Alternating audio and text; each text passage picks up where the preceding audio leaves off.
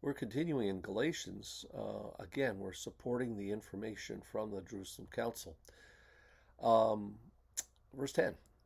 Only they asked us to remember the poor, the very thing I was eager to do. The only caution from the Jewish leaders in Jerusalem, the Jewish Messianic Christian leaders, was that Paul remember the poor. And the poor saints in Jerusalem were probably the poorest. And the Gentiles did not forget their Jewish brothers in Jerusalem. Paul certainly did remember the poor in Jerusalem. He put a lot of effort into getting contribution from Gentile churches um, for the sake of the saints in Jerusalem. Remember, these Jewish Christians were kicked out of the synagogue. They were kicked out of society. So again, we see this hatred that the Jewish people have toward Christians, and we see especially their own brethren. When Cephas came to Antioch, I opposed him to his face because he stood condemned. Peter approved of Paul's ministry when Paul came to Jerusalem, but when Peter went to, himself to the Gentiles without the Jews around, the Jews made him just sort of back away from the Gentiles. For certain men came from James.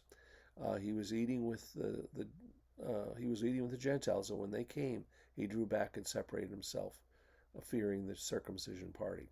Peter was previously in agreement with welcoming Gentiles, and now he backs off because of the other brothers. We call that peer pressure. These men were Christians of Jewish background. Paul called them certain men from James and those who were of the circumcision. Knowing their backgrounds, Peter knew they would be offended at his fellowship with the Gentiles and who had not come under the law of Moses. So he backs off away from them. The rest of the Jews acted hypocritically along with him, so that even Barnabas was led astray by their hypocrisy.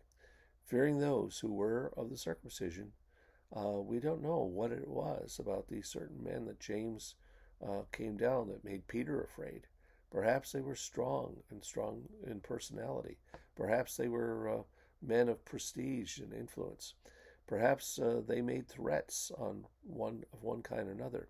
Whatever it was, the desire was to cater to the legalistic Jewish Christians and not cater to what the Word of God has said and what the council had written.